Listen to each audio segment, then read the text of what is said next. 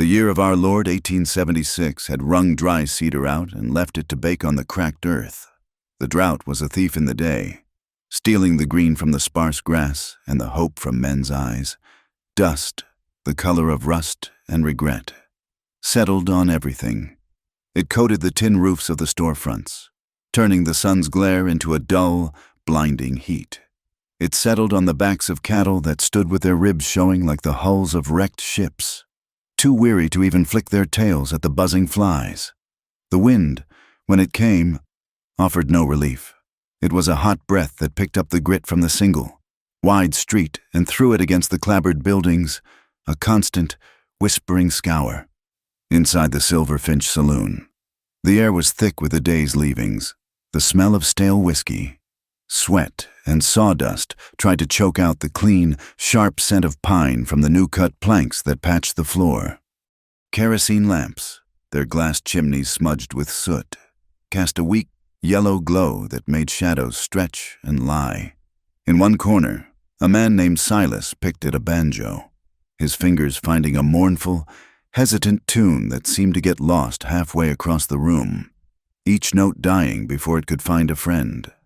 Men hunched over their drinks, their talk low and sparse, in a dry time. Words were a currency you didn't spend without reason. Cole Mercer sat apart from them all, in a back corner where the shadows were deepest. He was a man carved from the hard land he worked, broad in the shoulder and quiet in the way of things that endure rather than enjoy. His face was tanned and lined by sun and worry, and his eyes, the color of a stormy sky, were fixed on the big regulator clock behind the bar. The clock's pendulum swung with a heavy, deliberate tick-tock that sounded to Cole like a hammer driving nails into a coffin lid. Each swing brought him closer to the end of the month, to the day his note was due. The note on Red Mesa Ranch, his land, his whole world. He nursed a glass of lukewarm water, the condensation tracing clean lines through the dust on the table. He wasn't here to drink. He was here because the four walls of his cabin felt tighter than a trap, and the silence out on the ranch was louder than the banjo's sad tune. Here, at least, other men's misery provided a thin blanket for his own. The saloon doors swung open, letting in a rectangle of blinding, dusty light and the silhouette of a woman. Conversations didn't so much stop as they snagged. A respectable woman didn't enter the Silver Finch unless she was lost, desperate, or Nora Quinn. It was Nora Quinn. She paused for a moment, letting her eyes adjust to the gloom. She was not a beautiful woman in the way the saloon's one faded painting of a reclining lady was beautiful. Hers was a beauty forged in work and resilience. Her dark hair was pinned up practically, though a few strands had escaped to curl at her temples. Her hands, resting for a second on her hips, were not the soft, pale hands of a town lady. They were capable, stained with leather dye, and pricked with the memory of 1,000 stitches. She was a widow, and she ran the saddlery shop her husband had left her, turning it from a failing enterprise into the most trusted leatherworks in the county. She did it with a quiet determination that some men admired and others resented. Her gaze swept the room, ignoring the curious stares, and landed on a table near the front where 3 men sat. One was a ranch hand named Jeb, who owed her for a saddle repair he'd been promising to pay for 3 weeks. The other 2 were associates of the man who held the real power in dry cedar. Nora's jaw tightened. She walked forward, her boots making a firm, steady sound on the wooden floor that cut through the saloon's low hum. She stopped at Jeb's table. "Jeb," she said, her voice clear and even, without tremor or apology. "The work is done. The debt is due." Jeb, a lanky man with a nervous Adam's apple, shifted in his seat. He wouldn't meet her eyes. "Now, Nora, I told you I'm good for it. Just waiting on payment from Mr. Slate here." He gestured with a thumb toward the man sitting opposite him. Barnaby Slate smiled. It was a slow, oily smile that didn't touch his cold, calculating eyes. He was a man who thrived in the drought, buying up debt and land the way the dust consumed everything else. He was the town's banker, the primary investor in the railroad that was inching its way across the territory, and the holder of the note on Cole Mercer's ranch. He was dressed in a fine wool suit, Impossible in the heat. Yet he showed no sign of sweat. He looked clean and pressed, as if the dust itself dared not settle on him. "Mrs. Quinn," Slate said, his voice smooth as polished river stone. "Jeb's finances, like those of so many others, are currently managed by my bank, and the bank feels his priorities lie elsewhere at this moment. His priority is a debt he incurred for work I completed," Nora stated, her chin lifting slightly. "It's a matter of honor." Slate chuckled, a low, unpleasant sound. He picked up his whiskey glass and swirled the amber liquid, watching it catch the lamplight. "Honor," he repeated, as if tasting a foreign word. "An expensive commodity in a dry season. Perhaps a different sort of arrangement could be made. A debt can be settled in many ways. A resourceful woman like yourself. Surely you understand that a man of my position can be a valuable friend. We could discuss collateral." The air around the table went still and thick. Every man in the room, Cole included, knew precisely what Slate was suggesting. The insinuation was as foul and clinging as the mud in a stagnant waterhole. He was offering to cover Jeb's small debt in exchange for something that would cost Nora infinitely more. He was testing her, trying to see how far desperation had pushed her. Nora's face went pale, but her eyes blazed. For a moment, she seemed to search for a weapon, for something to throw, to break. Her gaze fell on a half-empty bottle of cheap whiskey on the table. Her hand shot out and grabbed it by the neck. She held it not like a drinker, but like a club. Her knuckles were white. She stared directly at Barnaby Slate, her voice low and shaking with a fury she fought to control. "I'm not drunk," she said. The words were a shield, a declaration, a denial of the weakness he was trying to pin on her. From his corner, Cole Mercer pushed his chair back. The scrape of wood on wood was unnaturally loud in the suddenly quiet room. He stood up slowly, unfolding his long frame. He didn't look at Slate. He didn't look at the other patrons, who were now watching the scene with hungry eyes, sensing the kind of drama that would be retold and embellished for weeks. His gaze was only on Nora, on her hand gripping the bottle, on the fragile line of her control. He walked toward her, his steps as measured and deliberate as the clock's pendulum. He saw the story Slate was trying to write, the desperate widow, driven to drink in hysterics in a public saloon, a story that would ruin her standing in the town, leaving her isolated and vulnerable to men like him. He reached her side. He didn't speak to Slate. He spoke only to her, his voice low and calm, a rock in the churning water. "Mrs. Quinn." He gently put his hand over hers, his calloused fingers covering her white knuckles. He didn't snatch the bottle. He simply applied a steady, patient pressure until her grip loosened. He took the whiskey from her and placed it carefully back on the table, as if it were an ordinary object and not the centerpiece of a woman's public humiliation. Then, he leaned in close, so close his cheek almost brushed her hair. The scent of leather and lye soap from her skin was a clean thing in the saloon's foul air. He pitched his voice just for her, a murmur meant to slide under the noise of the room and the hammering in her own ears. "Don't let him write the story for you," he whispered. For a heartbeat, Nora didn't move. She stood rigid, breathing hard. Then, she gave a tiny, almost imperceptible nod. The fight in her didn't vanish, but it settled, banked like coals waiting for a better time to burn. Barnaby Slate watched them, his thin lips pressed into a line of displeasure. His attempt to corner Nora had been deflected. He was a man who hated being ignored, hated having his power subverted, even in a small way. He tapped his glass with a fingernail, a sharp click that drew all eyes back to him. His gaze shifted from Nora and settled, cold and heavy, on Cole. "Speaking of stories and their endings, Mercer," Slate announced, his voice ringing with false cheer. "I trust you haven't forgotten. Your note on Red Mesa comes due next week." A collective murmur went through the saloon. It was a sound of morbid interest, of pity, of relief that it was Mercer's trouble and not their own. Everyone knew what that meant. With the drought, there was no way Cole could make the payment. Barnaby Slate was about to own another piece of the county. Cole didn't flinch. He straightened up from Nora's side, turning to face the banker. He didn't offer excuses or pleas. He simply met Slate's smug gaze with a look of stony endurance. The silence between them was a battle of its own. But Nora did move. Her eyes, which had been fixed on Slate, now dropped to Cole's arm, to the place where his worn shirt sleeve was frayed at the cuff. A pale, jagged scar, old but stark against his tanned skin, snaked across his wrist. It was a mark of some past, violent struggle, a story he never told. She looked from the scar to his face, to the profound loneliness she saw in his eyes. It was a loneliness she recognized. She took a half step closer to him, away from Slate, a small but significant shift of allegiance. Her voice was a whisper, lost to the rest of the room but clear as a bell to him. "How much longer?" she asked. "Are you going to stand alone?"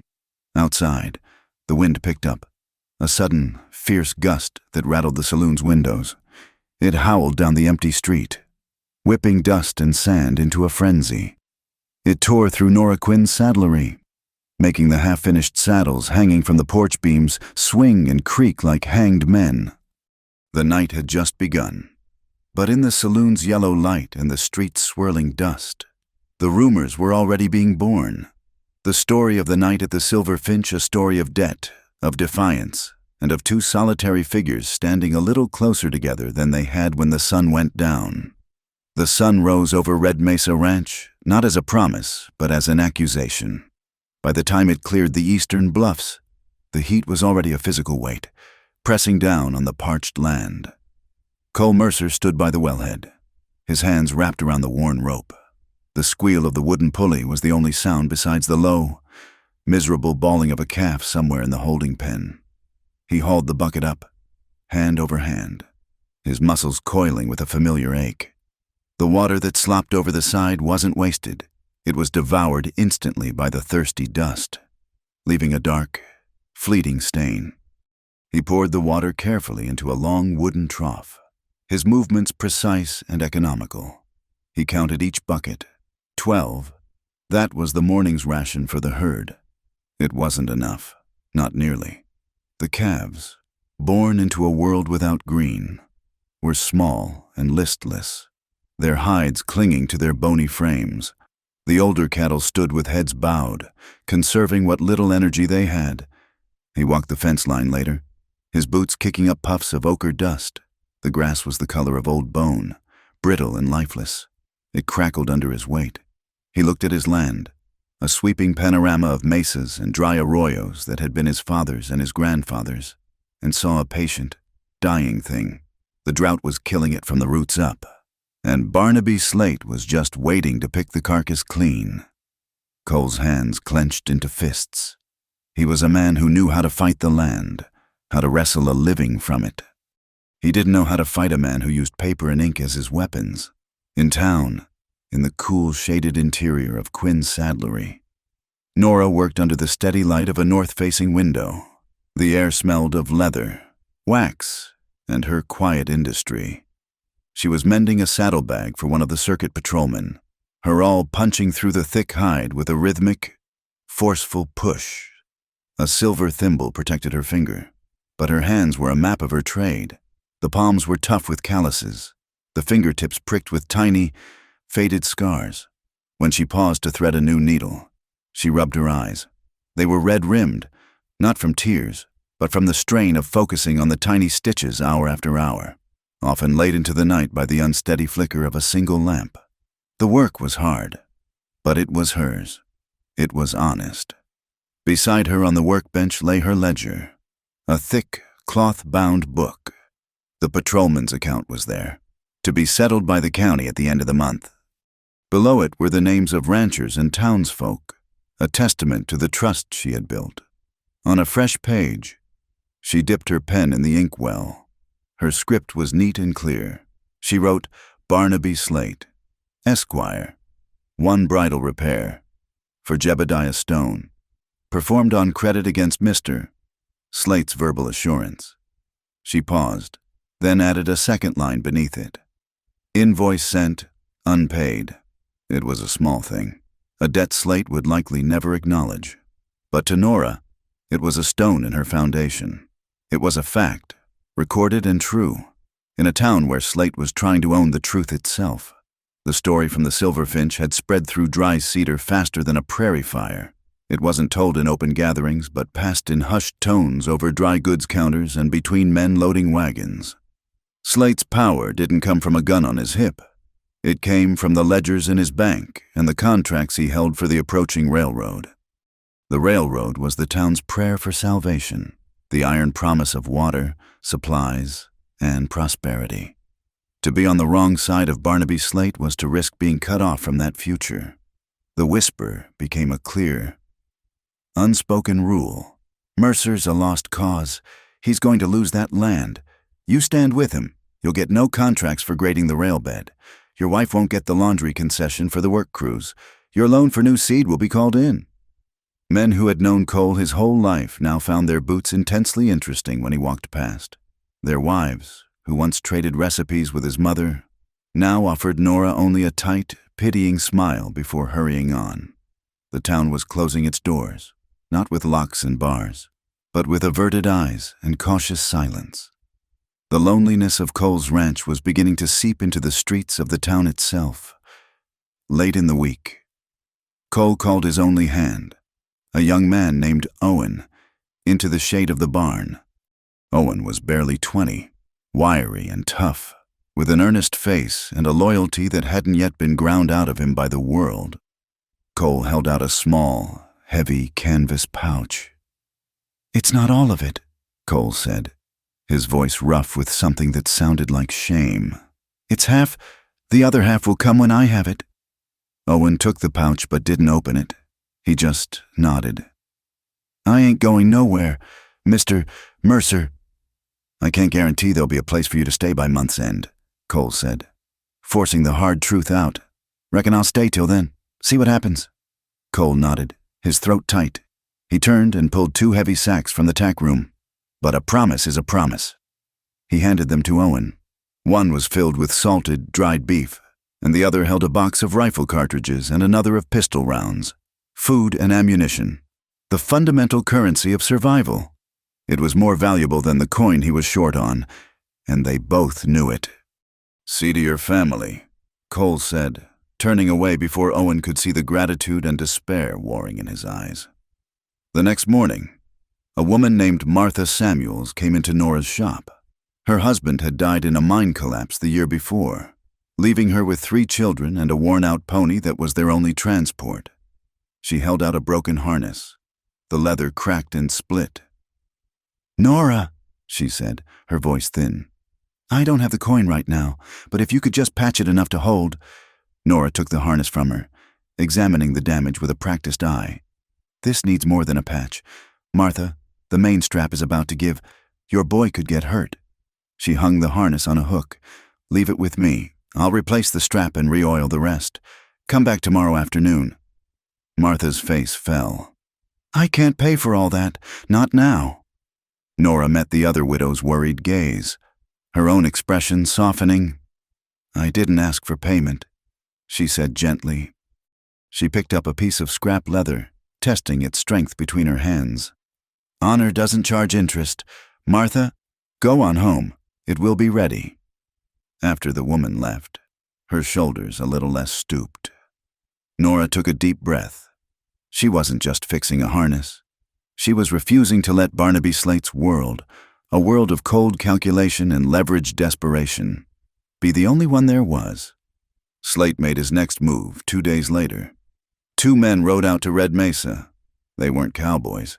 They wore town clothes and carried surveyor's equipment. Cole watched from his porch as they hammered a fresh pine stake into the ground near his front gate, the sound sharp and intrusive in the morning stillness. They unrolled a sign and nailed it to the stake. The lettering was stark and black: property securing loan, entry restricted, and at the bottom, in smaller, crueler letters, temporary. They worked with an air of official detachment, as if they were measuring a plot for a new church rather than marking a man's life for foreclosure. When they were done, they mounted their horses and rode away without a single glance toward the ranch house. The sign stood there, a tombstone for a death that hadn't happened yet, That evening, as Cole was staring at the offending sign, another rider approached. It was Reverend Leary, his black coat dusty, his face etched with pious concern. He dismounted and approached the porch, holding his hat in his hands. "Cole, my son," he began, his voice soft and placating. "I saw the sign. My heart aches for your trials." Cole said nothing. He just kept looking at the sign. "These are times that test our faith," the Reverend continued. "Sometimes, the Lord's will is for us to be still, to surrender our worldly burdens and trust in His plan. Perhaps this is a sign for you to withdraw, to wait on His providence." Cole finally turned his head, his gaze shifting from the wooden sign to the vast, empty horizon. The sky was a pale, washed-out blue, and the heat rising from the ground made the distant mesas shimmer and distort. It looked as if the whole world was cracking apart.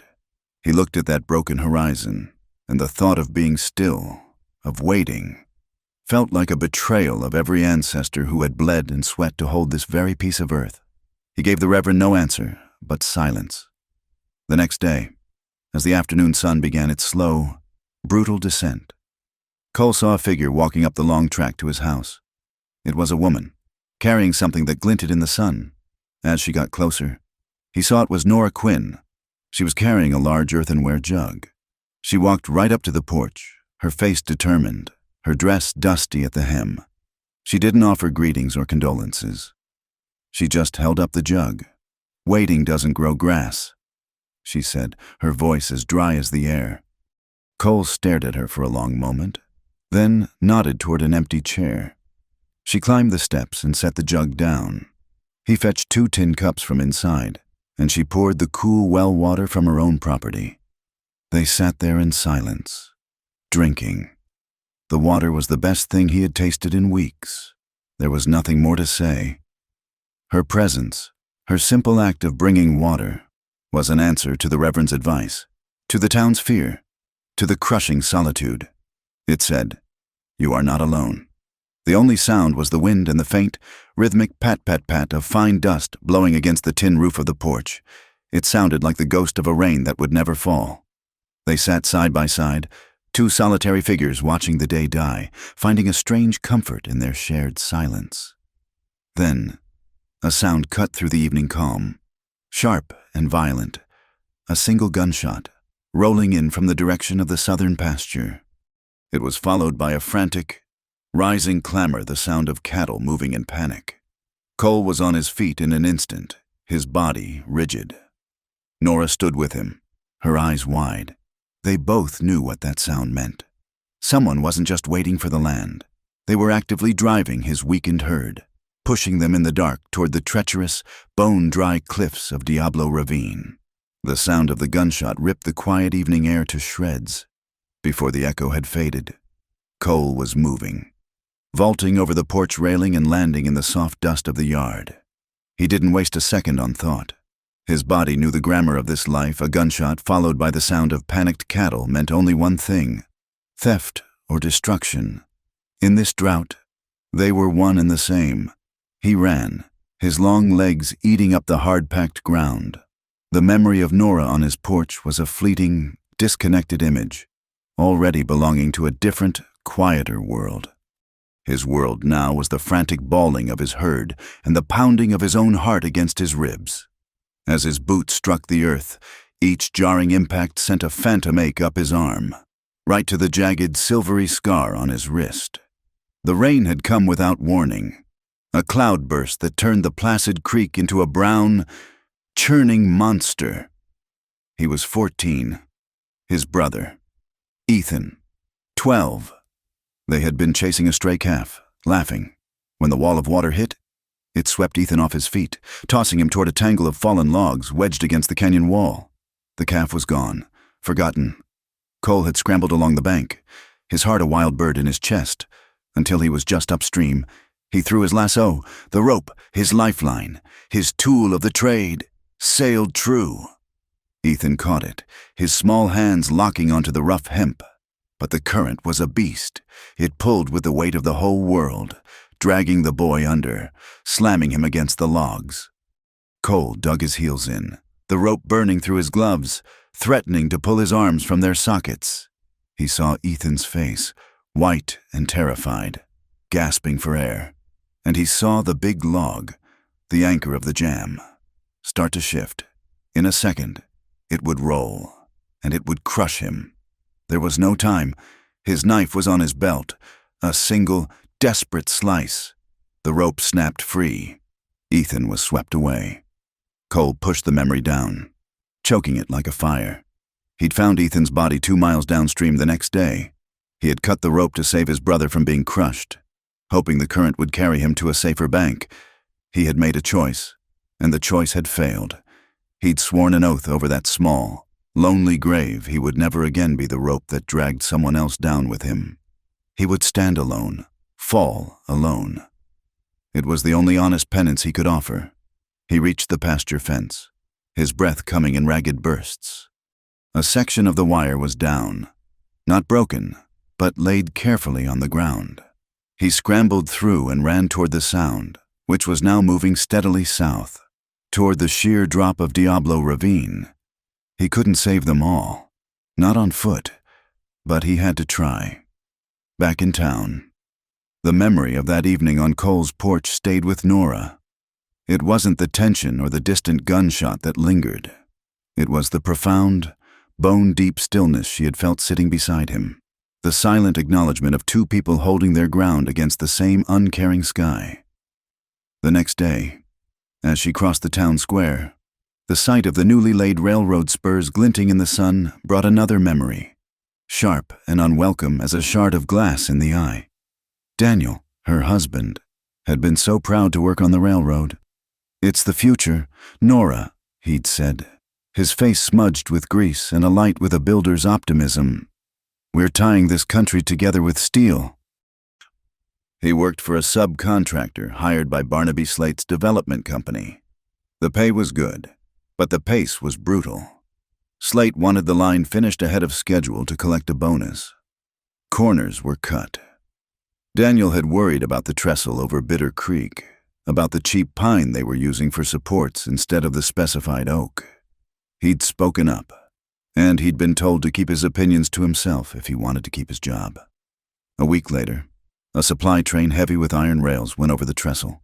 The cheap pine splintered, the train, the rails, and 3 men, including her Daniel, had gone into the gorge.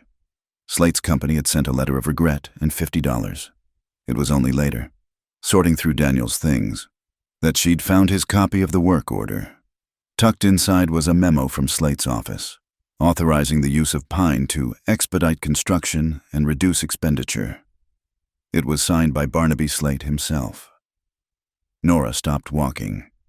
Her gaze fell upon the notice board outside the church, a place for civic announcements and prayers for rain. A new poster had been nailed up, its ink still dark. It was from the Slate Railroad Company. It advertised for new laborers, promising opportunity for hard-working men. At the bottom, it listed a pay scale that was a fraction of what they had paid Daniel's crew. It was a notice to prey on the desperation of the drought, to find men who would work for next to nothing, who wouldn't ask questions about the quality of the timber or the safety of a trestle. A cold, clean anger rose in her. This was how he did it. He ground people down with debt and drought, then offered them a pittance to build the very machine that made him rich, a machine built on the bones of men like her husband. She walked straight to the board. Her hands didn't tremble. She took hold of the corner of the poster and tore it from the wall. The sound of ripping paper was a satisfying violation in the quiet square. She crumpled the notice into a tight ball in her fist and dropped it into the dust, a piece of trash where it belonged. Several onlookers stared, their faces a mixture of shock and nervous admiration. Nora Quinn was trouble. She didn't bow her head. She didn't wait for God or a good man to fix things. She tore down the lies with her own 2 hands, miles away. Cole had managed to turn most of his herd back from the ravine's edge, his voice and a well-aimed rock enough to spook the lead steer in a different direction. He'd lost 3 calves, their small bodies broken on the rocks below. At first light, he went back to the fence line, a predator, a mountain lion or a bear. would have snapped the wire or torn it from the posts. This was different. He found the spot. The two ends of the barbed wire were not frayed or stretched. They were clipped, a neat, diagonal slice that could only have been made by a pair of wire cutters. His jaw tightened until it ached. This wasn't a random act. This was a message. Later that same day, Nora saw one of the surveyors in the general store.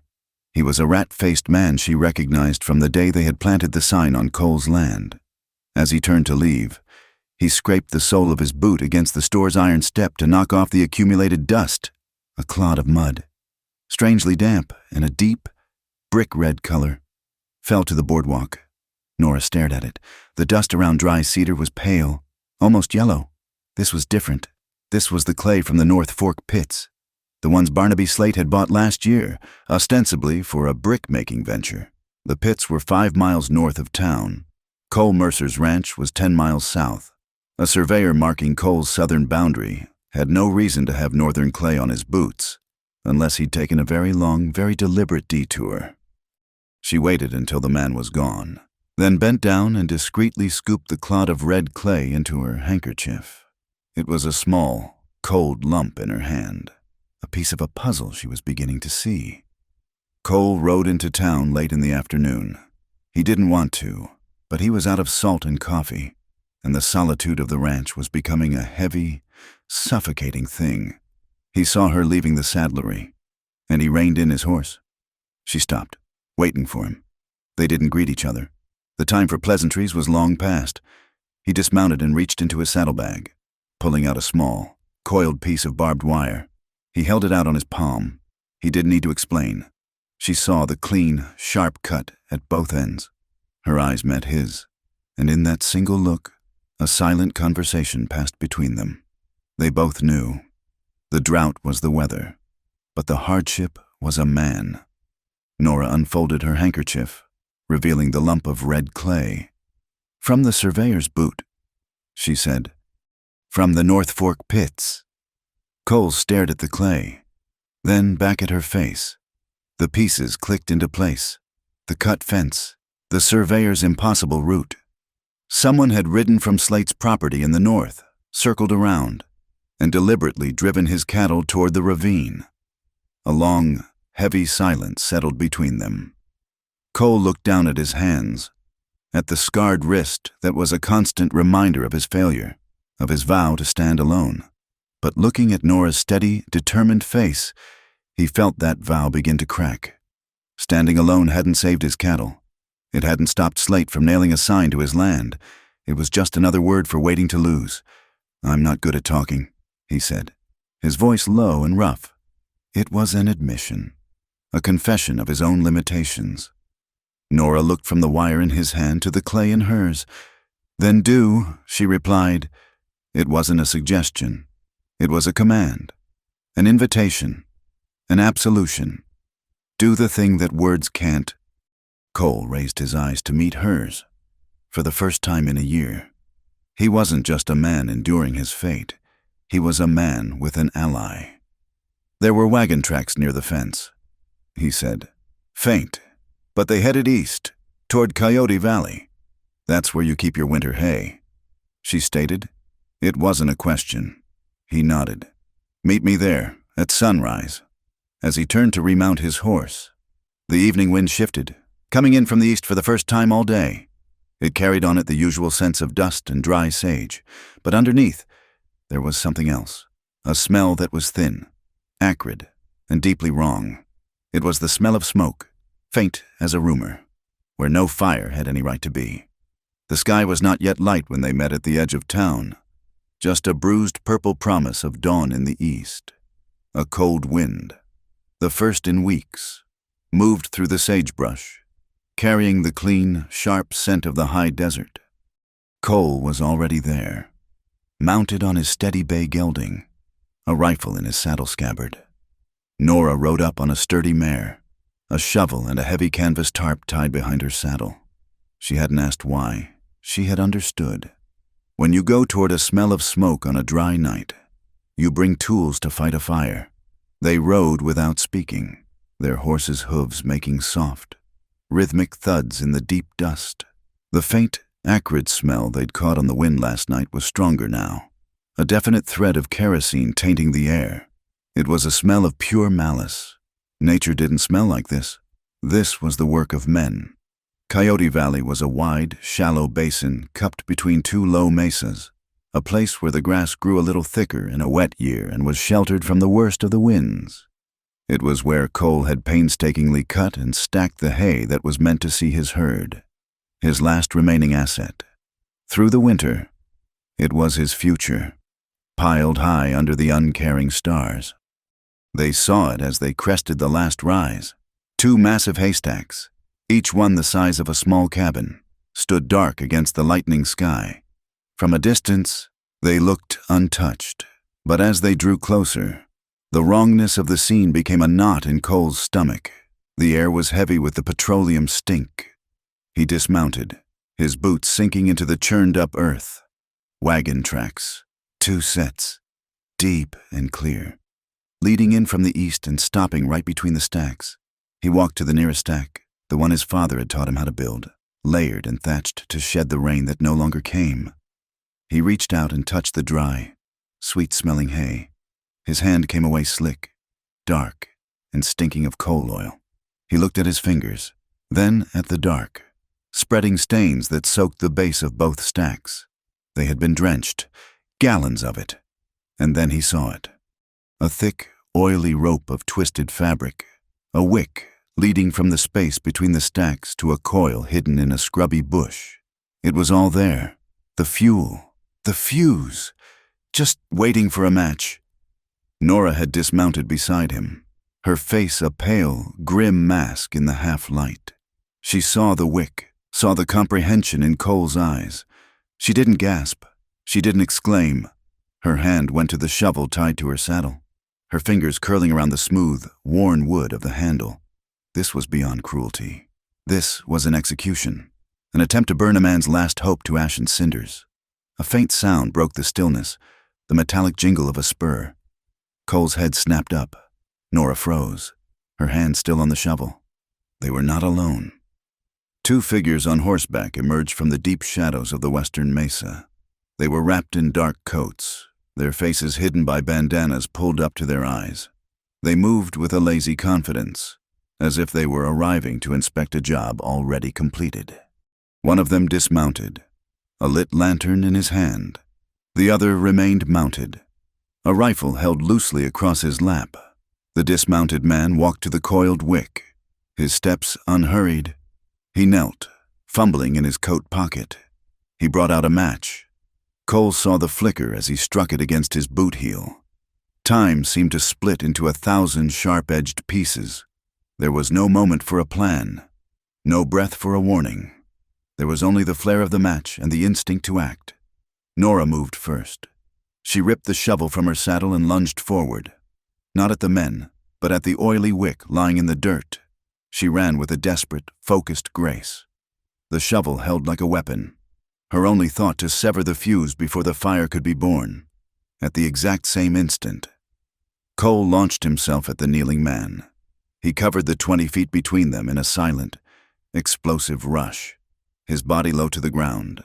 He hit the man with the full force of his shoulder. The match flew from the man's fingers, a tiny dying star tumbling into the dust. They went down in a tangle of limbs, the man grunting as the air was forced from his lungs. Cole's hands were searching, grabbing for the man's wrists, for the pocket with the rest of the matches. The second man, the rider, shouted in surprise. He raised his rifle, but Nora was already there. A frantic shadow between him and Cole. He couldn't get a clear shot. Nora brought her shovel down with a powerful, 2-handed swing, slicing through the oily wick. The severed end flipped into the air. For a heartbeat, it seemed they had won. Then the rider did the one thing they hadn't anticipated. With a curse, he swung the lit lantern in a wide arc and threw it. It sailed through the air, a fiery comet, and smashed against the base of the nearest haystack. The world erupted. It wasn't a sound so much as a physical blow, a deep, hollow whoosh as the kerosene vapors ignited. A wall of hungry, orange light shot 30 feet into the air, turning the pre-dawn gloom into a roaring, hellish daylight. The heat was a solid thing, pushing them back, searing their skin, stealing the breath from their lungs. The man beneath Cole scrambled free in the confusion, crab-walking backward before finding his feet and sprinting for his horse. Cole was up a second later, his mind racing. The men were secondary. The fire was the enemy. "The tarp!" he yelled to Nora over the deafening roar. The trough, beside the stacks, for the cattle, was a long watering trough, still half full from the last time he'd hauled water out here. The canvas tarp on Nora's horse had been her idea, a piece of practical foresight that was now their only chance. While she untied it, he grabbed a bucket and began sloshing water onto the heavy canvas, soaking it through. The fire was alive, a monstrous, crackling beast. It consumed the dry hay with an impossible speed, spitting embers and black smoke into the sky. Nora dragged the soaked, heavy tarp toward the blaze, her face streaked with soot, her eyes wide and fierce. Cole grabbed the other end. Together, they swung it, heaving the immense weight of it up and over the burning edge of the nearest stack. There was a loud hiss as water met fire. A cloud of thick tunnel-choking steam billowed out, momentarily beating the flames back, but it wasn't enough. The fire was too hot, too fast. It ate through the wet canvas in seconds, chewing its way toward the heart of the stack. Nora didn't hesitate. She abandoned the useless tarp and grabbed her shovel. She began to work with a steady, furious rhythm that was both desperate and beautiful. She dug the blade into the dusty earth, scooping up shovelfuls of dirt and sand, and threw them onto the base of the fire.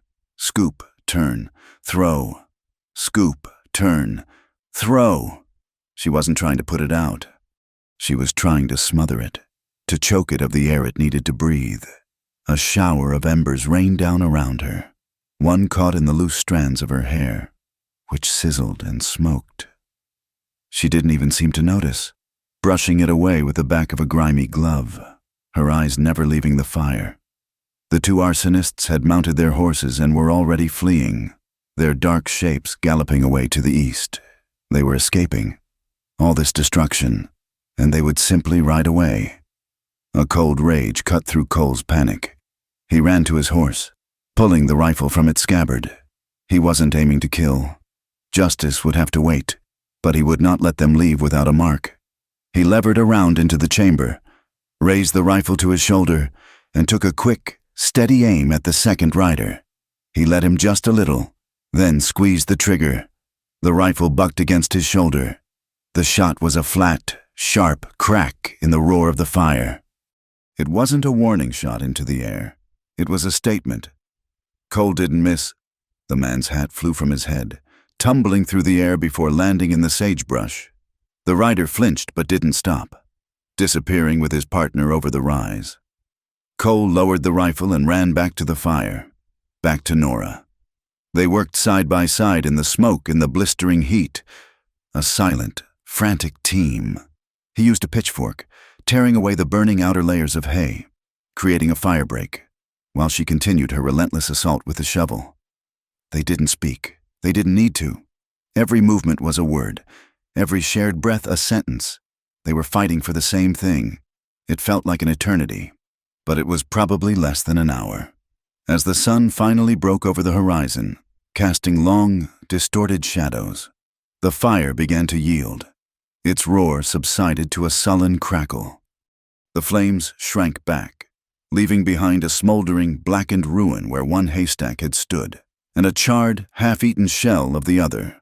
They had lost half, but they had saved the other half. It was enough. It would be enough to keep the calves alive through the worst of the drought. It was a victory, paid for in sweat and burns and ragged breaths. They stood, leaning on their tools, watching the last of the fire die. They were covered in soot, their clothes were scorched, and their faces were grim. Cole looked at the saved hay, then at Nora. He opened his mouth to say thank you, but the words wouldn't come. A tremor started in his right hand. He looked down at it, confused. The hand that had held the heavy rifle steady, that had heaved the burning hay. was now shaking uncontrollably. The memory, the one he always kept chained in the deepest part of his mind, broke free. The roar of the fire became the roar of the floodwater. The sight of the hay being consumed became the sight of his brother being swept away. The feeling of helplessness, of fighting a force too big, too powerful, washed over him. He was 14 again, holding a cut rope, shaking so hard he thought his bones would break. He tried to clench his fist to stop it, but the shaking only got worse. Nora saw it. She saw the tremor in his hand, the sudden, haunted look in his eyes. She walked over to him, her face full of a weary, profound understanding. She didn't say a word. She simply reached out and placed her hand firmly on his shoulder. Her touch was not soft or pitying. It was solid, grounding. It was an anchor in the swirling current of his memory. It said, "I am here. You are not drowning. This is not then. This is now." Slowly, the shaking subsided. The roar of the past faded, replaced by the quiet crackle of the smoldering hay. He took a long, shuddering breath and turned to look at her. The gratitude he felt was too immense for words. His gaze dropped to the ground, following the deep ruts of the wagon tracks that led away from the scene. They didn't lead back to town. They led east, toward the dark line of the northern mesas, toward Barnaby Slate's clay pits. Nora followed his gaze. She knew what he was thinking. The evidence was there, carved into the earth. She looked at the rising sun, at the pillar of smoke staining the clean morning sky. She cupped her hand to her mouth, not to shout, but as if to gather the words she was about to speak. "Tomorrow," she said, her voice quiet but ringing with a new, unshakable resolve. "I speak loud." Cole looked from the tracks to her determined face, then to the rising sun that was beginning to cut through the smoke. The light caught the lines of exhaustion and grit around her eyes. He had spent a year vowing to stand alone, to be an island, to protect others from his own inevitable ruin. But in the smoke and the ashes, he understood. An island sinks just as surely as a ship. The only way to stand was to stand together. "I will stand beside you," he said.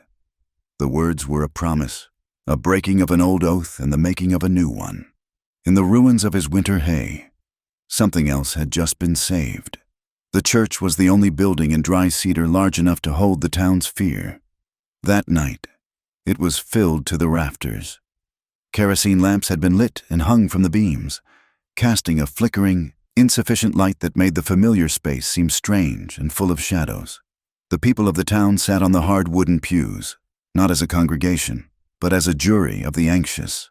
They were ranchers in threadbare coats, merchants with worried lines around their eyes, wives clutching worn Bibles that offered no immediate answers. They spoke in low, nervous whispers, the sound like the rustling of dry leaves.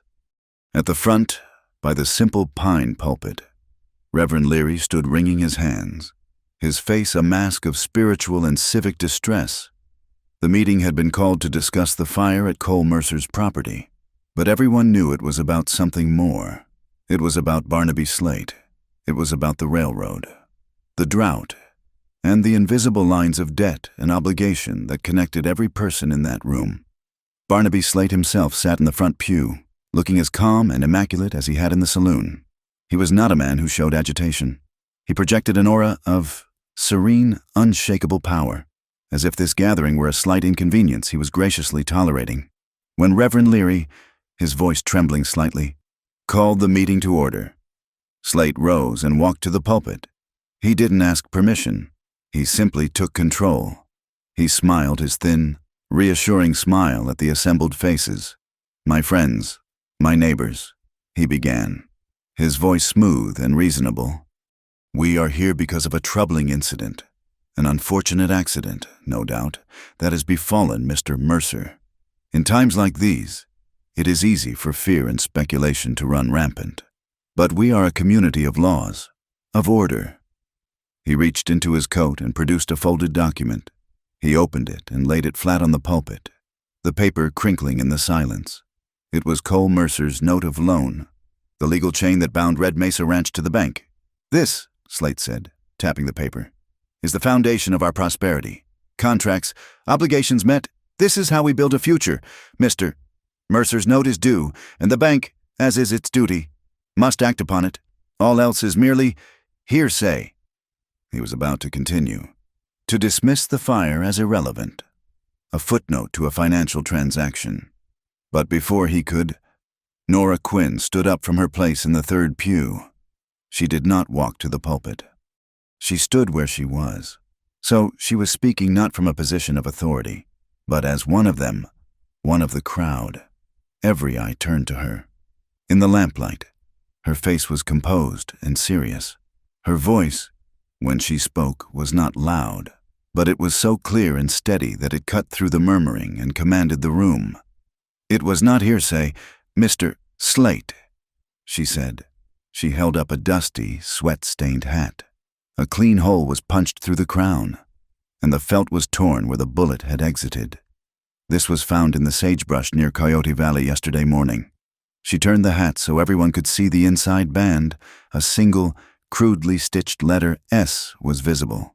"Perhaps it belongs to one of your employees." Slate's smile tightened at the edges. "A stray hat, Mrs. Quinn. What does that prove?" Nora ignored him. She reached into the pocket of her dress and brought out the handkerchief. She unfolded it carefully, revealing the clod of dark red clay. "This proves a man was lying," she said, her voice ringing with conviction. "This is clay from your pits on the North Fork. I took it from the boot of one of your surveyors, a man who nailed a sign to Mr. Mercer's southern fence line. He had no business being in the north that day, unless his business wasn't surveying." A low rumble of talk moved through the pews. This was not rumor. This was a thing you could see, a fact you could weigh. "And I was at Coyote Valley," Nora continued, her voice gaining strength. "Cole Mercer and I, we saw the haystacks, drenched in the kerosene your man bought. We saw the oily wick, laid and ready. We fought the fire he and his partner started." Slate finally dropped the pretense of a smile. He laughed, a short, ugly bark of a sound. "This is absurd," he declared, turning to the crowd as if to invite them to share his amusement. "You're taking the word of a distraught woman, based on a lost hat and a lump of mud. Evidence gathered from the dirt is worthless in a court of law. And it is worthless here. This is a desperate fantasy, nothing more." The townspeople shifted uneasily. He had struck a chord of doubt. They looked at Nora, then at Slate, then at their own worn boots. Who to believe, the powerful man who held their futures in his ledger, or the woman who spoke of things found in the dust? Reverend Leary cleared his throat, a feeble, fluttering sound. Now, he stammered. "Let us not cast aspersions without irrefutable proof." He was afraid. His hesitation was a victory for Slate. Then Cole Mercer stood up. He moved from the back of the church, where he had been standing against the wall, a silent, brooding shadow. He walked with a slow, deliberate stride down the central aisle. He wore no gun. His face was grim, smudged with soot that he hadn't bothered to wash off. He stopped beside Nora. He didn't look at Slate. He looked at the faces of his neighbors, men he had known his entire life. He said very little. Words were not his tools. He reached up and took off his own hat, placing it on the pew rail. Then he held up his right hand. In the flickering lamplight, the skin was an angry red, blistered and raw from fighting the fire. He held it there for all to see, a testament of silent, painful proof. "This is calving season," he said, his voice a low, rough rumble. "The calves are weak. The hay was all we had." He let his hand fall to his side. "We are not eloquent people. We work the land." He finally turned his gaze on Slate, and his eyes were as hard and cold as winter stone. This fire was not an act of God. It was not a misfortune. It was a message, and we are here to deliver a message of our own. Before Slate could respond, a new voice piped up from the back. "He's telling the truth." All heads turned. It was Owen, Cole's young ranch hand. He was standing now, his knuckles white where he gripped the back of the pew in front of him. He was terrified, but he stood tall. I saw them," he said. his voice cracking slightly before finding its strength. 2 nights before the fire, I was in the livery, checking on a lame horse. I saw 2 men from Slate's survey crew.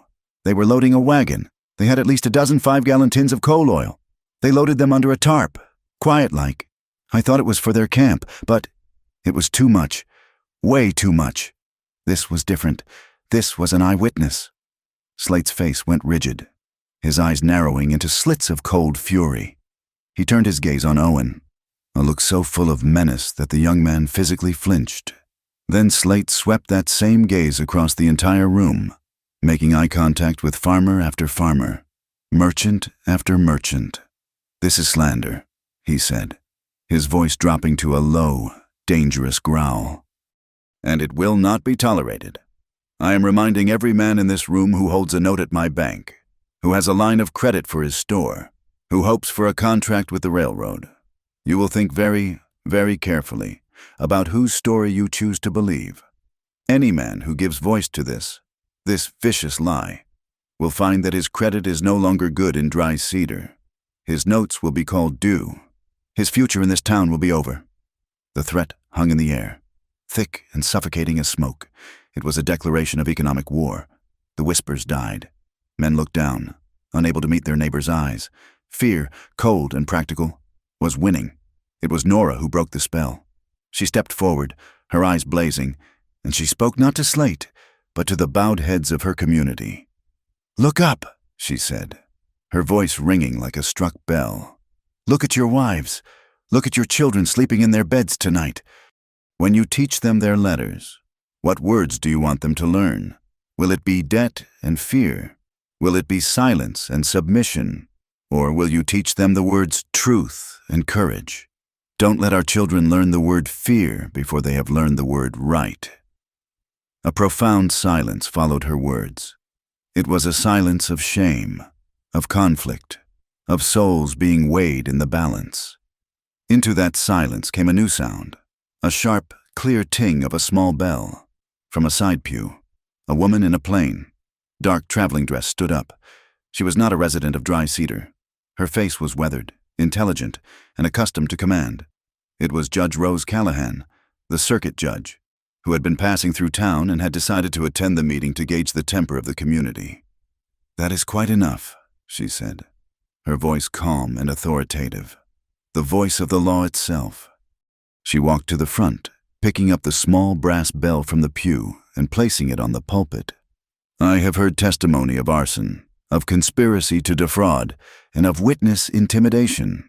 I have seen physical objects presented that, while circumstantial, paint a deeply troubling picture." She looked directly at Barnaby Slate.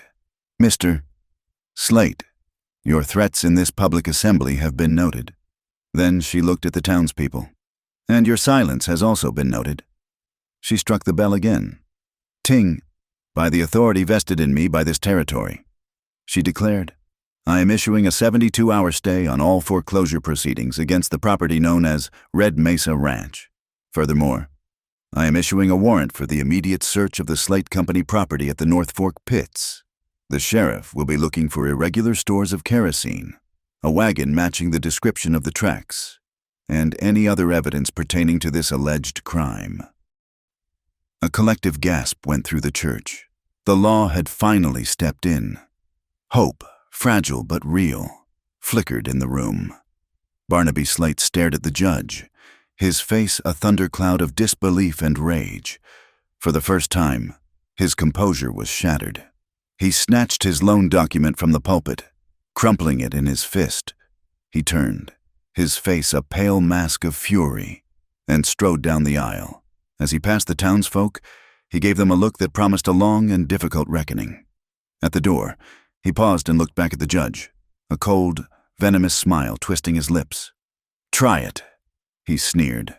Then he was gone, plunging out into the night, leaving the door to swing shut behind him, plunging the church back into a stunned, uncertain silence. The sky broke just after dawn. It was not the gentle, life-giving rain the territory had prayed for through the long, dusty months. This was a deluge, a violent, unseasonal downpour that fell in solid gray sheets, as if the heavens had simply given up and collapsed. The hard-baked earth, unable to drink, turned instantly to a slick, greasy mud. The dust that had defined their lives was gone, replaced by a churning, brown world of water and mire. For anyone else, it might have been a miracle. For Cole, Nora, and Owen, it was a clock starting to tick. The rain was a double-edged sword. It threatened to wash away the faint wagon tracks they had found, but for now, it made them undeniable. The deep ruts, previously hidden by dust, were now dark, pooling trenches of water. A clear, muddy road leading east. There was no discussion. After the church meeting, after Slate's cold threat, they knew the 72-hour stay Judge Callahan had granted them was not a reprieve. It was a deadline. The sheriff and his deputy were good men, but they were two against Slate's growing network. The real proof, the kind that couldn't be argued away by a high-priced lawyer, was out there, and they had to find it before Slate could make it disappear. They rode hard, their horses struggling in the deepening mud. The rain plastered their hair to their faces and soaked through their coats, chilling them to the bone.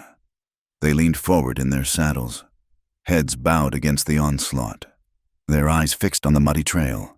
Owen, his young face set in a grim line of determination, rode slightly behind, his eyes constantly scanning their back trail. Cole led the way, his gaze locked on the tracks, his mind a cold, clear instrument of focus. Beside him, Nora rode with a stillness that was more intense than any movement. She held the reins in one hand, the other resting on the coil of rope tied to her saddle, her expression unreadable but resolute. The tracks led them away from the familiar pastures and into the Badlands, a broken country of gullies and sharp-edged mesas. The land grew meaner, the ground littered with sharp rocks that could lame a horse. The trail climbed steadily, winding its way toward the dark gash of Arroyo Blanco, a deep, dry canyon that was, on a normal day, a formidable obstacle. Today, it would be a death trap. They heard it before they saw it, a low, continuous roar that grew louder with every step, the sound of 1,000 waterfalls combined. When they rounded the last bend, they saw the source. The arroyo was no longer dry. It was a churning, brown torrent, a flash flood of incredible power. Trees and brush were swept along in the current, tossed about like twigs. The water, thick with mud and debris, clawed at the canyon walls, rising with terrifying speed, and spanning the chasm was the bridge. It was a crude, desperate affair of planks and rope, barely wide enough for a wagon, swaying and groaning under the assault of the wind and rain. On their side of the canyon, the main support ropes were thick and securely anchored to a massive ironwood stump. But on the far side, something was wrong. Two men were there, the same dark-clad figures they had seen at the haystacks. One was hacking at the thick anchor ropes with a hand axe, the dull thud of the blade barely audible over the roar of the water. The other stood watch, a rifle in his hands. They were cutting the bridge. They were destroying the only way across the arroyo, trapping the evidence and themselves on the other side. "They're cutting us off," Owen yelled over the storm. There was no time for a plan, no time for anything but action. Cole spurred his horse forward, closing the last 50 yards in a spray of mud and water. The men on the other side saw them coming. The one with the axe struck a final, desperate blow. A thick strand of the main rope parted with a sound like a gunshot. The bridge sagged violently, dropping a full 2 feet on the far side, the planks groaning in protest. Cole leaped from his saddle before his horse had even skidded to a stop. He ran, his boots sinking into the mud, his eyes on the remaining rope. He knew he couldn't stop them, but he had to try to save the bridge. He launched himself across the last few feet of slick rock, his big frame flying through the air. His hands closed around the fraying rope just as the axeman swung again. The blade missed the rope and bit deep into the wooden post beside it. The force of holding the bridge's weight, even for a second, was immense. It tore through Cole's shoulder, the muscles screaming in protest. The fabric of his shirt ripped from collar to elbow, the sound lost in the chaos.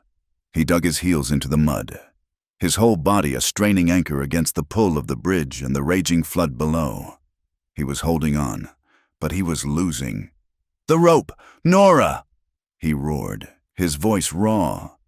Nora was already moving. She had grabbed the lariat from her saddle, the tool of her own trade. Her hands, sure and steady despite the rain and the urgency, built a loop. She swung it twice, a perfect, fluid motion, and let it fly.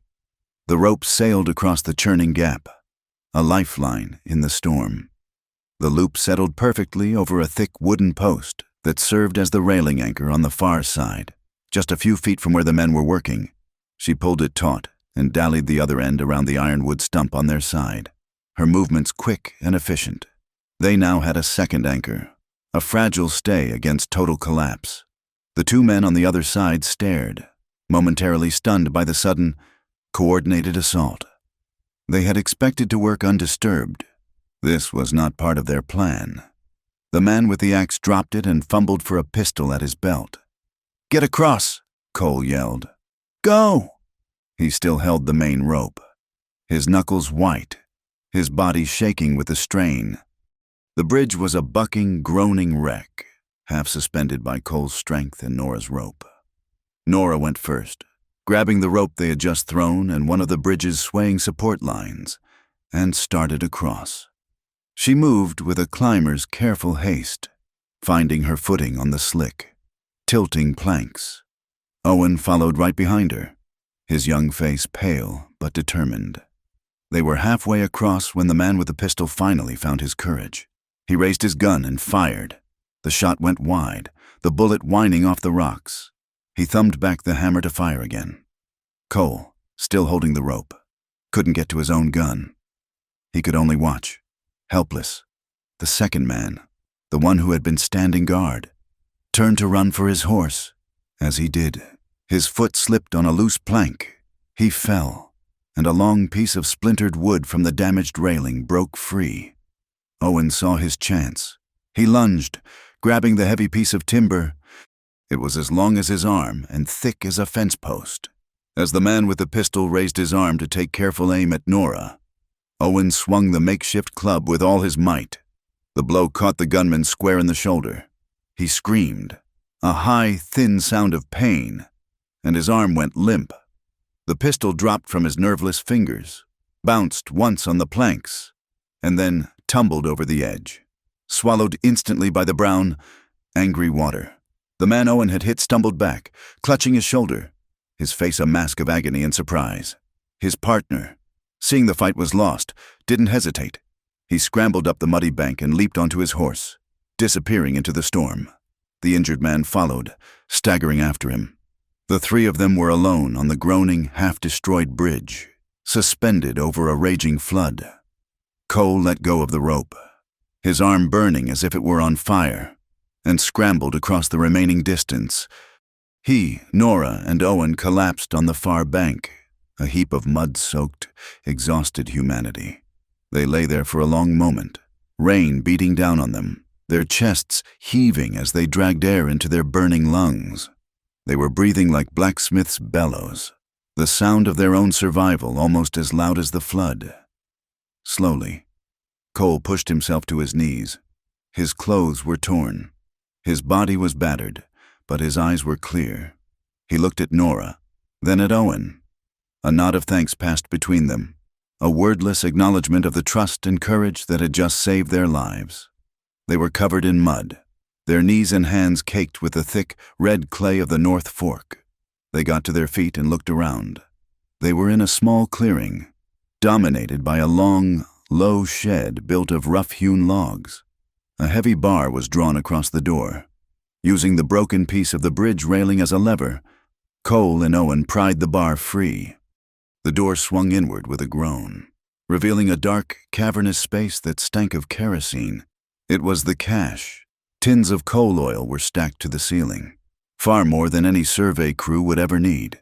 In a corner, under a grimy tarp, was a wagon. The wheels were caked in the same pale, ochre dust from the valley floor near Cole's haystacks. Beside the tins was a small, crude desk. On it sat a ledger. Cole picked it up. He flipped it open. The pages were filled with neat columns of figures, tallying deliveries and inventories. And at the top of each page, stamped in bold, black ink, were the words Slate Company, Northern Division. This was it. This was the proof that tied Slate's company directly to the fuel used in the arson. But it was Nora who found the final, damning piece. One of the empty kerosene crates on the floor had been lined with scrap paper to prevent rattling. She saw a corner of it sticking out, saw the official-looking print. She reached in and carefully pulled it out. It wasn't a newspaper. It was a freight manifest, a shipping slip for a crate of office supplies. And in the bottom right corner was a crisp, ornate, and utterly damning seal. It wasn't the simple stamp of Slate Company. It was the embossed, official seal of the Dry Cedar Bank Trust.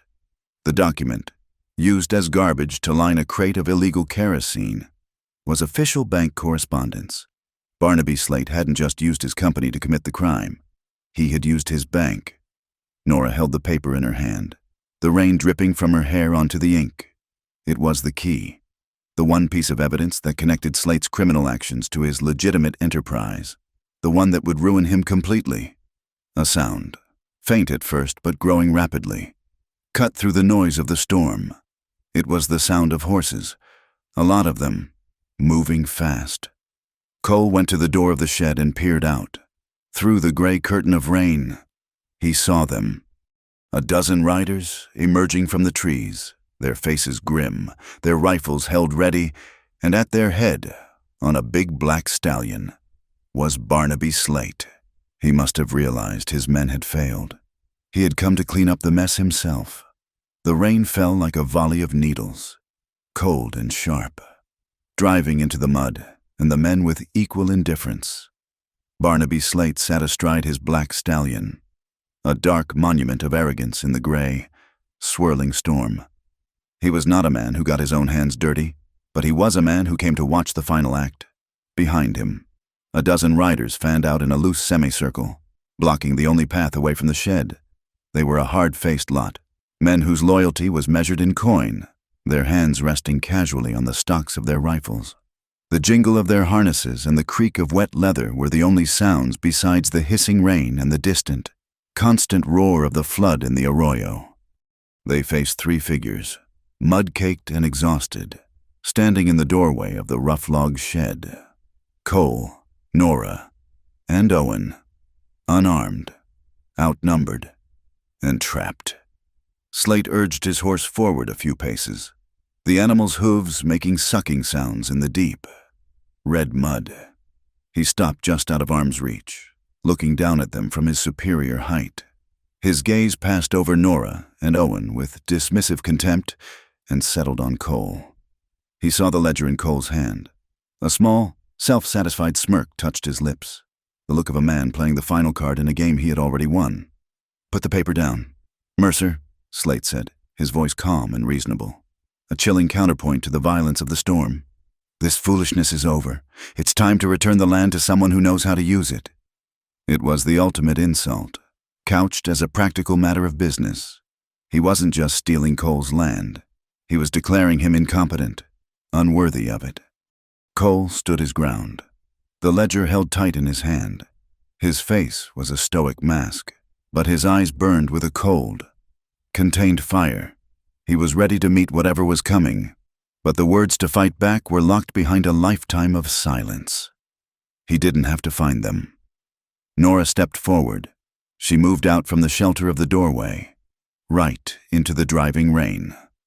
Placing herself between Cole and Barnaby Slate, she was soaked and shivering, her hair plastered to her head, but she stood as straight and unyielding as a mountain pine. "He uses it to feed life," she said, her voice clear and carrying over the sound of the rain. She gestured with her head toward Cole, then turned her blazing eyes back on Slate. "You use it to burn." The accusation was so simple, so direct, that it seemed to hang in the air for a moment, stark and undeniable. Slate's smirk faltered. He looked at this defiant, mud-streaked woman, and his weapon of choice was, as always, ridicule. He let out a short, dismissive laugh. "You're drunk, Mrs. Quinn," he sneered, throwing the word at her like a stone. Lost in your grief and cheap whiskey, no one will listen to you. Nora didn't flinch. Her gaze did not waver. The memory of the saloon, of his attempt to humiliate her, seemed to fuel her, to temper her resolve into something as hard as steel. "I am not drunk," she said, her voice dropping lower, each word landing with the weight of a hammer blow. "I am remembering. I remember the name of every man who died on that trestle at Bitter Creek. I remember Daniel Quinn. I remember James Abernathy. I remember Thomas Fry. I remember the cheap pine you approved and the $50 you sent their widows. Their deaths are on your signature, Mr. Slate, just as this fire is on your orders." A dead silence fell over the clearing, broken only by the rain. The hired men shifted uneasily in their saddles. This was more than they had been paid for. They had signed on for a land dispute, not to be party to a woman calling out the names of the dead. Slate's face, for the first time, lost its mask of control. A flicker of pure, venomous rage showed in his eyes. She had done more than accuse him. She had named him, stripping away his veneer of respectable businessman and exposing the predator beneath. Seeing Slate's composure crack, Cole took a step forward. He held out the ledger, the book with the Slate Company stamp. He didn't offer it as a surrender, but as a challenge. His eyes locked on Slate's. "Is this your signature, too?" It was a calculated risk, a piece of bait, and Slate, blinded by rage and the need to destroy the evidence, took it with a snarled curse. He lunged from his saddle, his hand shooting out to snatch the book from Cole's grasp. He was fast, but Cole was faster. Cole had spent his life reading the movements of half-wild cattle and unpredictable horses. As Slate's fingers brushed the cover of the ledger, Cole didn't pull back. He rotated his own wrist in a short, powerful arc, turning the book, using Slate's own momentum against him. He stepped to the side, and Slate, off balance and reaching for nothing, stumbled forward, almost losing his footing in the slick mud. Cole held the ledger fast. It was a small, physical victory, but in the charged atmosphere, it was a profound one. He had not yielded. Slate straightened up, his face livid, his dignity shredded. "Take it from him," he roared at his men. "Take it and burn it all." The riders hesitated for a fraction of a second, their eyes darting from Slate to the three figures at the shed. Then, spurred by the command, they began to move, their horses stepping forward, closing the circle. And in that moment, Owen, who had been standing silent and terrified, raised a small, brass whistle to his lips. He took a deep breath and blew. The note was not loud, but it was high and piercingly clear, cutting through the storm like a hawk's cry. It was a sound of alarm, a prearranged signal. For a long moment, nothing happened. Slate laughed again, a ragged, triumphant sound. A little bird calling for help. "There's no one to hear you out here." But he was wrong. From the trail behind them, a light appeared, a single, bobbing point of yellow in the gray deluge. Then another, and another. A line of lanterns, held aloft, was moving through the trees. Out of the storm, the townspeople of Dry Cedar came walking. They were not a mob. They were a slow, determined procession. Farmers with pitchforks, the blacksmith with his heavy hammer, the storekeeper, the liveryman, even some of the women, their faces set and grim. They were not armed for a gunfight, but they carried the tools of their lives, and they carried the weight of their collective conscience. They formed a silent, watching line behind Slate's men, their lanterns casting a warm, defiant glow against the cold rain. Slate spun his horse around, his face a mask of disbelief. He had counted on their fear, on their silence.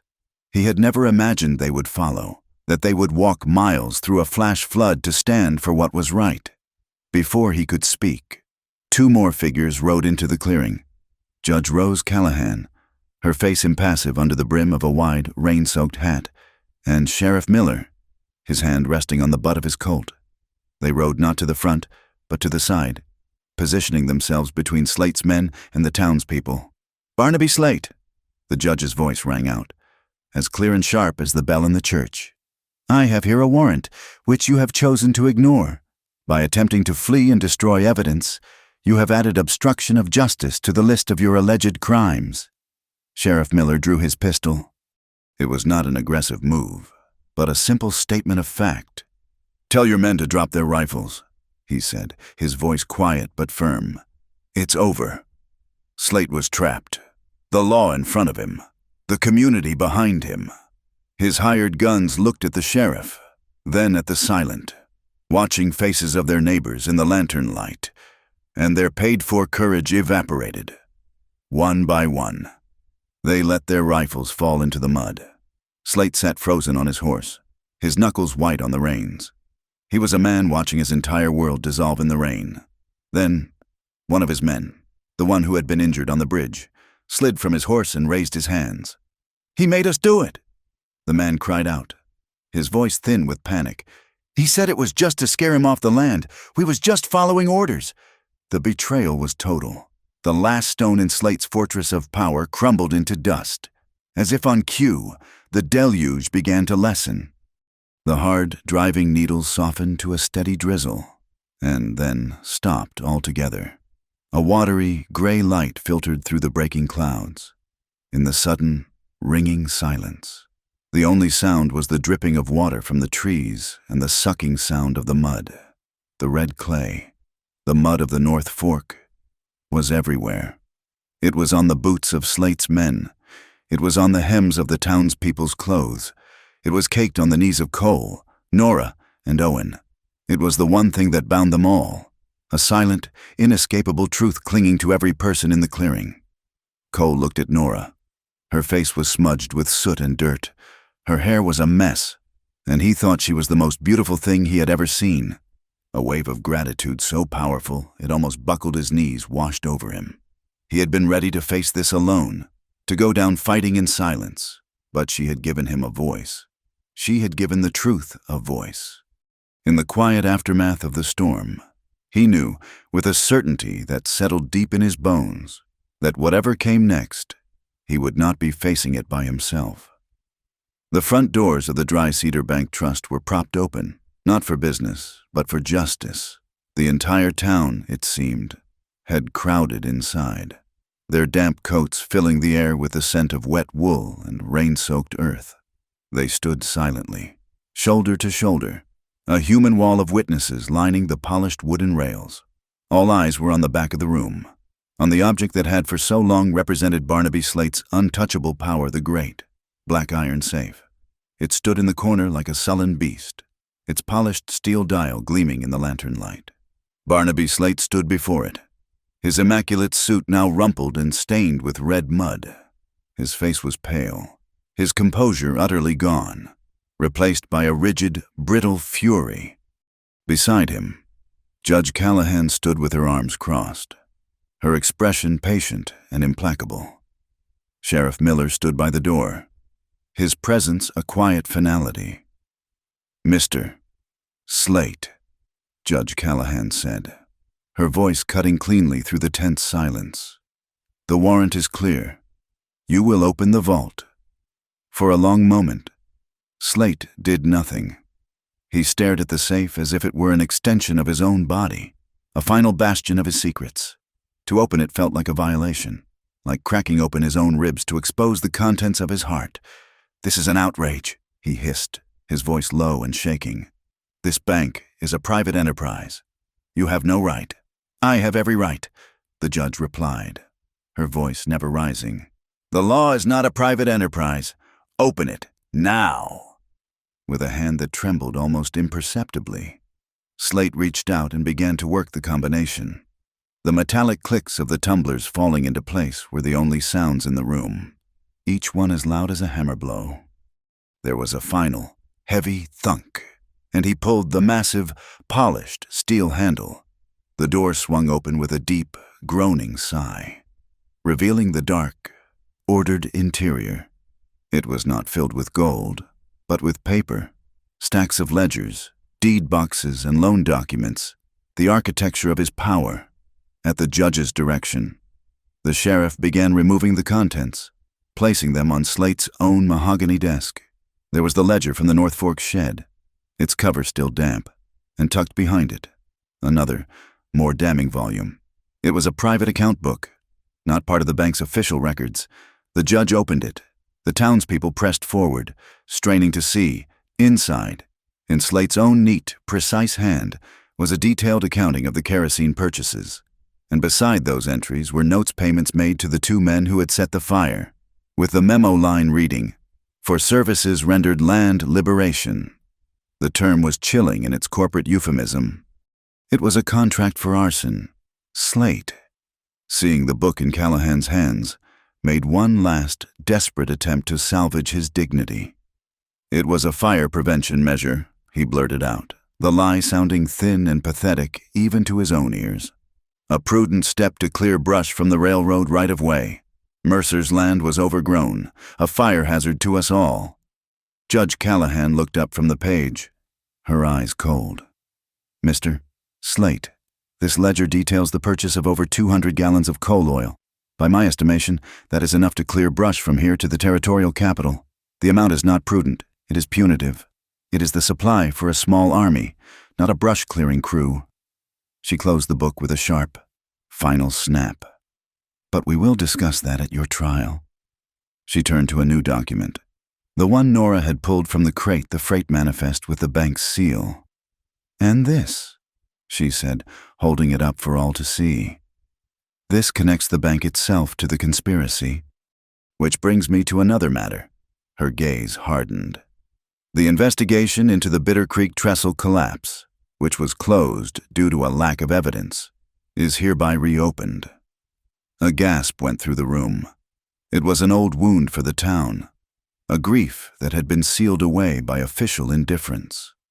Nora, standing near the back, felt a tremor go through her. It was not a tremor of fear, but of vindication. "It was for Daniel," the judge's voice rang out, clear and final. "The assets of the Dry Cedar Bank Trust are hereby frozen, pending a full territorial audit. The oil at the North Fork pits will be confiscated and its value credited to Mr. Mercer as partial compensation for his losses. All foreclosure proceedings against Red Mesa Ranch are suspended indefinitely, and every punitive fee and interest charge levied against Mr. Mercer's account in the last year is declared null and void." Barnaby Slate seemed to shrink, the last of his bluster and power draining away, leaving only a hollow, defeated man in a muddy suit. The law, slow but inexorable, had finally closed its fist around him. The change in Dry Cedar was not loud or sudden. It was a quiet, gradual thaw. In the days that followed, a slow but steady procession of townsfolk made their way to Nora Quinn's saddlery. They came with their apologies unspoken, their gratitude shown in the language they understood best. Martha Samuels came with a jar of her finest peach preserves. The blacksmith's wife brought a freshly baked loaf of bread, still warm from the oven. Others came with smoked hams, sacks of flour, and baskets of late-season vegetables. And they came with work. An order for a new saddle from a rancher who had previously avoided her gaze, a stack of harnesses to be mended, a list of bridal repairs that would keep her busy through the winter. They were paying their debt of honor, restoring her place in the community not with words, but with the promise of a secure and respected future. Out at Red Mesa Ranch, Cole walked to the property line, a hammer in his hand. He looked at the stark, black-and-white sign that had stood as a monument to his impending failure. Property securing loan. Temporary. He hooked the claw of the hammer under the nailheads and, with two sharp pulls, wrenched the sign free. He held it in his hands for a moment, the symbol of his humiliation. He did not break it. He did not burn it. He carried it back to his corral, dug a deep hole, and planted the post firmly in the earth. He drove 2 heavy nails into the top. It was now a sturdy, useful post for drying his ropes. He was a man who wasted nothing, not even his own pain. That evening, as he was coiling a lariat over the new post, Owen approached him, his hat in his hands. "Mr. Mercer," the young man began, his voice hesitant. "I reckon you'll be needing help with the calving and all. If you'll have me, I'd like to stay on through the winter. At least I can work for my keep till you're back on your feet." Cole stopped what he was doing and looked at the young man who had stood up for him in the church when all others were silent. He saw the loyalty, the earnestness, the simple decency in his face, and for the first time in over a year, a genuine smile touched Cole Mercer's lips, crinkling the corners of his tired eyes. "I'd be honored to have you, Owen," he said, and he clapped him on the shoulder. Later, another visitor arrived, Reverend Leary, his face etched with a shame that was deeper than any sermon he had ever preached. He stood before Cole on the porch, his head bowed. "Cole," he said, his voice thick with emotion, "I failed you. I failed this town. I preached patience when I should have preached courage. I spoke of God's will when I should have spoken of man's injustice. My silence was a sin, and I have come to ask your forgiveness." Cole looked at the man, at his genuine remorse, and felt no anger, only a weary understanding. "There's a lot of forgiving to go around, Reverend," he said quietly. "We all just do the best we can." As dusk settled over the valley, casting long, soft shadows, Nora rode out to the ranch. She found Cole on the porch, staring out at the land that was, finally and truly, his again. The air was clean and cool, washed by the rain, and carried the rich, sweet scent of wet earth, the smell of resurrection. She walked up the steps and stood beside him. They didn't speak for a long time, simply watching the last colors of the sunset fade from the sky. The silence between them was no longer one of shared hardship, but of shared peace. Her gaze fell on his arm, on the torn sleeve of his shirt. The jagged white scar on his wrist was stark in the fading light. She reached out, her fingers hesitant at first, then firm, and gently touched the mark. It was not a gesture of pity, but of acknowledgement. She was touching his past, his pain, his deepest vow, and she was not afraid. Cole looked down at her hand on his wrist, then up at her face. He saw an understanding there that needed no words. "Tonight," she said, her voice a soft murmur in the gathering dark. "You are not alone." The wind sighed through the eaves of the small ranch house. From the town below, not a single light seemed threatening. High above, the clouds had parted, and the first stars were beginning to appear. Out on the main street of dry cedar, a flock of sparrows, chattering in the twilight, settled on the wooden sign of the bank, a small, living sign of a new day dawning on the quiet, wounded town. The old barn at Red Mesa Ranch had long since been converted into a workshop and storeroom, a place of practical necessity. The sweet, heavy scent of hay was now a faint ghost, replaced by the sharper, cleaner smells of tanned leather, beeswax, and pine shavings. A small pot-bellied stove stood in the corner, its iron door glowing with a faint, cherry-red warmth that pushed back the evening chill.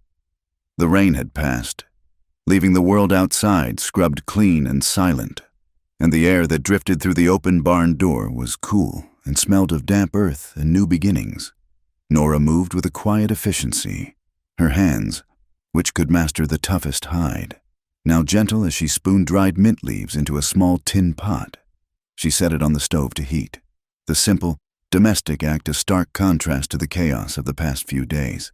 They hadn't spoken much since returning from the North Fork, the shared exhaustion and the sheer gravity of what had happened leaving little room for words. Cole stood near her workbench. In his hand, he held the whiskey bottle from the Silver Finch Saloon.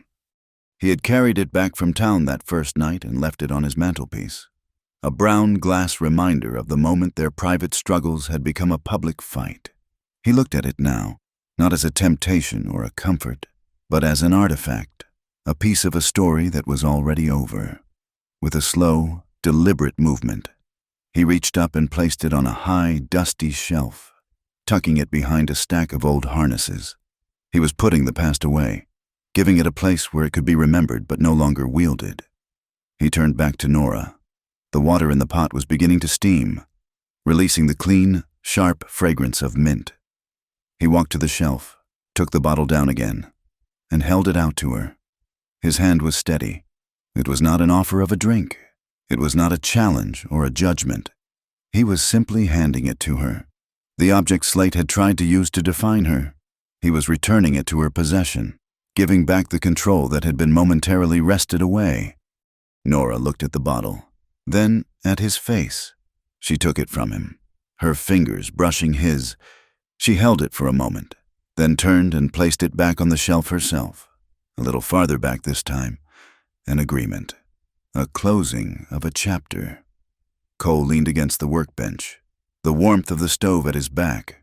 The light from a single lantern cast a pool of soft, yellow light around them, leaving the corners of the big barn in deep, comfortable shadow. He leaned in just a little, his voice low, a quiet confession meant only for her, spoken to be heard over the gentle hiss of the water on the stove. "When I took that bottle from you," he said, his gaze fixed on the lantern flame. "Back in the saloon, it wasn't about the whiskey. It was to protect your name." Nora turned from the stove, two thick enamel mugs in her hands. A small, sad, knowing smile touched her lips. She poured the steaming tea, the fragrant vapor clouding the air between them. "I know," she said softly. She handed him a mug, her eyes meeting his over the rim. "And you, Cole, who protects your name?" The question was a key, unlocking a door he had kept bolted for a year. He took the mug, the heat of it a welcome anchor in his suddenly unsteady hands. He looked down into the dark, swirling liquid. He had carried his grief like a stone, a private penance he thought he had to bear alone. But in her simple question, he heard not pity, but an invitation to finally set it down. He began to speak, his voice rough at first, unused to the shape of these words. He told her about the flash flood, about a sky that had turned from blue to a terrifying black in the space of a heartbeat. He spoke of his brother, Ethan, not as a ghost, but as a boy of 12 with a gap-toothed grin who could throw a stone farther than anyone he knew. He described the impossible choice, the feel of the wet rope burning in his hands, the sound of the knife cutting through the fibers, and the terrible final silence after his brother was swept away. He spoke of the oath he had made to himself, to never again let anyone sink with him, an oath that had become the bars of his own solitary prison. As he spoke, Nora listened. She didn't offer empty comforts or tell him it wasn't his fault. She simply listened, her presence a silent testament, her gaze full of a profound and sorrowful understanding. When he finished, the silence that followed was not empty, but filled with the weight of his shared burden. Then she spoke, her own voice just as quiet, just as raw. She told him about Daniel, about his laugh and the way he always smelled of sawdust and sunshine. She spoke of his pride in the railroad, his belief in a future built of steel and honest labor.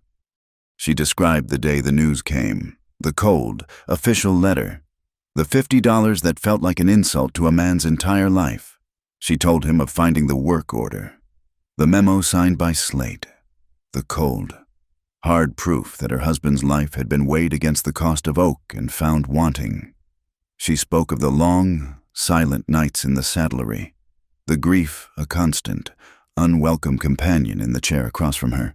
They were no longer just Cole Mercer, the lonely rancher, and Nora Quinn, the proud widow. They were two people who had looked into the abyss of loss and had, by some miracle, found their way back to the light. They were survivors. Their shared story, a quiet, unbreakable bond forged in the crucible of sorrow. From the far end of the barn, a shadow detached itself from the wall. Owen had been there the whole time, mucking out a stall, his movements slow and quiet. He had heard their low voices, had sensed the sacred, private nature of their conversation. He picked up a water bucket and, without a word or even a glance in their direction, he walked to the barn door. He slipped out into the night, pulling the heavy door almost closed behind him, leaving just a thin sliver of darkness.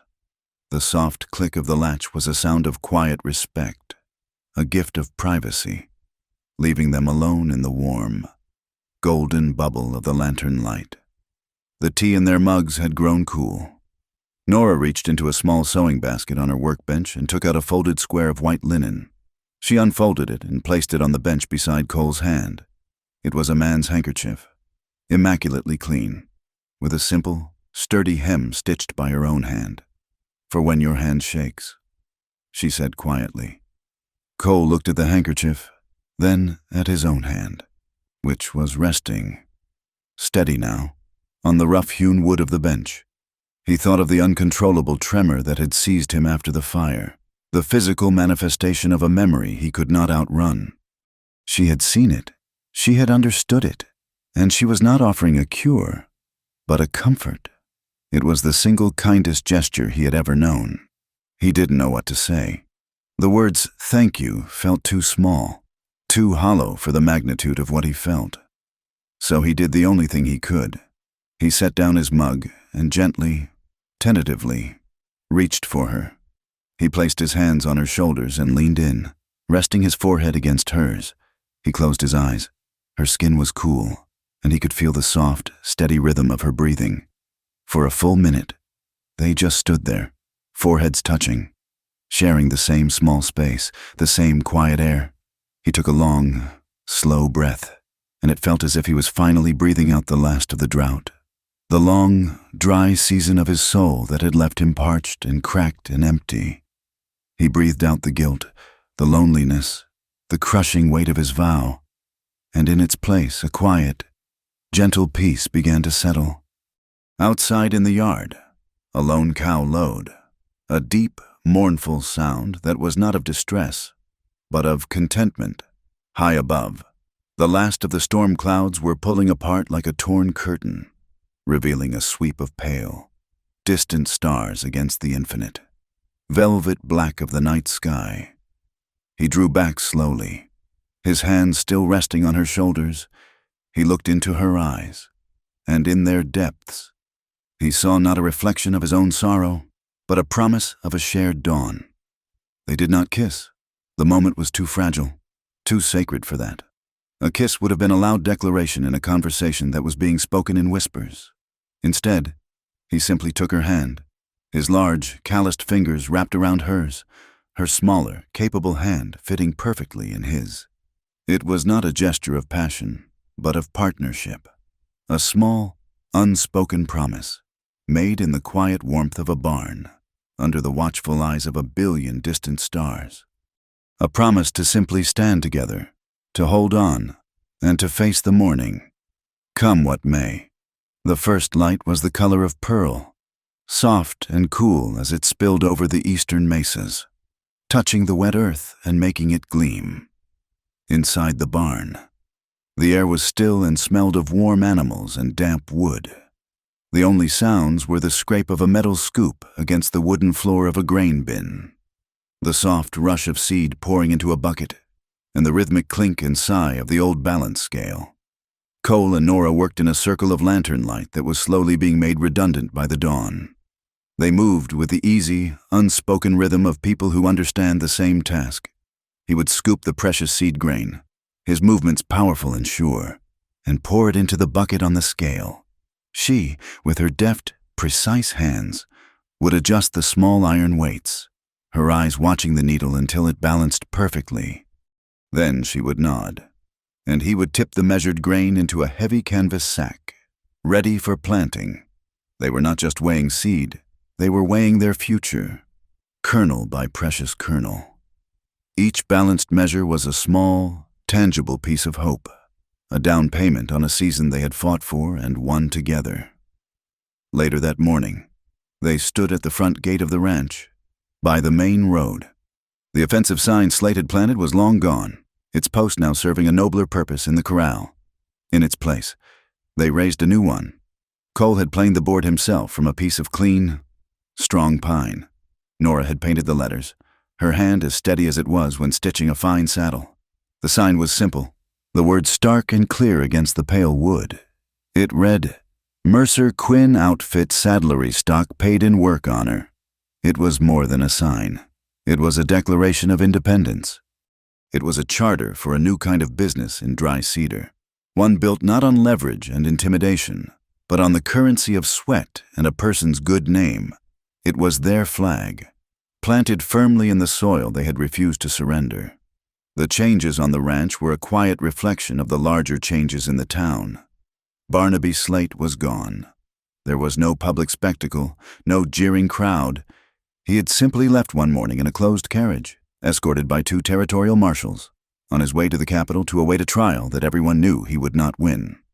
The Dry Cedar Bank Trust did not close. Judge Callahan, in her wisdom, knew that the town's economy, fragile as it was, could not survive such a blow. Instead, she had appointed a temporary civil committee to oversee its operations, the blacksmith, the general store owner, and, to the surprise of many, Nora Quinn. They were tasked with ensuring that existing loans were honored fairly and that no one was ruined by the sudden vacuum of power. For the first time, the bank felt like it belonged to the town, not to a single, greedy man. Judge Callahan's final act before riding onto her next circuit was to sign an order establishing a common well program for Dry Cedar, using funds confiscated from Slate's illicit accounts. The town would drill a new, deeper well in the center of the square, a source of water that would belong to everyone, ensuring that no single man could ever again hold the life of the town in his hands by controlling who drank and who went thirsty. Even the spiritual heart of the town began to mend. Reverend Leary, humbled and contrite, found his true calling not in preaching patience, but in facilitating action. He opened the doors of the church on weeknights, not for sermons, but for a new kind of congregation. He had started a night school for the children of the miners and laborers, the ones who had no other chance for an education. And in the warm, flickering lamplight, Nora Quinn stood before a small, eager group of smudged faces, a piece of charcoal in her hand, patiently teaching them how to form their letters, how to unlock the magic of the written word. In a back corner, the sound of a hammer and saw could be heard. Cole Mercer, his work on the ranch done for the day, was quietly building bookshelves from recycled lumber, creating a place to hold the books that would one day fill the minds of these children. He was not a man of words, but he was building a home for them. A week later, another rain came. It arrived in the deep of the night, not with the violence of the flash flood, but as a soft, steady drumming on the tin roof of the ranch house. It was a sound not of threat, but of promise. Cole woke and lay in the darkness, just listening. It was the sound his grandfather had told him about, the sound of a true, soaking rain, the kind that doesn't run off in a fury but sinks deep into the earth, waking the dormant seeds. The next morning, the world was transformed. The air was soft and clean, and a fragile, impossible shade of green was beginning to appear on the hillsides. The scent was overpowering. Not of dust, but of life itself, the smell of new grass pushing its way up through the gravel and the clay. It was the smell of a promise kept. That afternoon, Cole was in the barn, cleaning and oiling his tack. On the high shelf, he saw the whiskey bottle, a dark shape in the shadows. He reached up and took it down, wiping the dust from the glass with his sleeve. He held it for a moment, remembering the fury and fear of that night in the saloon. It felt like a lifetime ago. The bottle was not an enemy anymore. It wasn't a temptation. It wasn't even a symbol. It was just an empty vessel, its power drained, its story told. He took a clean rag from Nora's sewing basket, carefully draped it over the bottle like a shroud, and placed it back on the highest shelf, deep in the corner. He wasn't hiding it. He was putting it to rest, an artifact of a battle that had been won, a thirst that had finally been quenched. As evening fell, they sat on the porch, watching the light soften over the greening land. A profound sense of peace had settled over them, the quiet, weary contentment of those who have endured a great storm and found themselves, miraculously, still standing on solid ground. Nora leaned her head back against the porch post, a small, tired smile on her face. "We're not drunk," she said, her voice a near whisper, a soft echo of her defiant cry in the saloon. "We're just tired, and we still chose each other." Cole looked at her, at the strength and grace in her profile, silhouetted against the twilight sky. He thought of all the mornings he had woken up to face the day alone, his only companions, the ghosts of the past and the fear of the future. And he knew, with a certainty that settled in the very marrow of his bones, that those days were over. He reached over and took her hand, his fingers lacing through hers. Chose each other, he affirmed, his voice low and steady. Chose this land. Every morning. From inside the barn, where Owen was settling the animals for the night, the great wooden door slid open. A rectangle of warm, golden lantern light flooded out into the growing darkness, illuminating the yard and the two figures sitting on the porch. From the town, nestled in the valley below, the lights of homes began to appear, small, steady points of hope in the vast, quiet landscape. The entire valley of dry cedar seemed to take a long, slow breath, a collective sigh of relief, like a sleeper, tormented by a long fever dream, finally waking to a cool, clear, and promising dawn. Thank you for listening to our story. We'd love to know where you're tuning in from, so please leave a comment below to share your thoughts and connect with fellow listeners. If you enjoyed this tale, please consider subscribing to our channel, Wild West Stories 1850, and give this video a like. It would also mean the world to us if you could hit the hype button to help this story reach more people who appreciate the spirit of the Old West.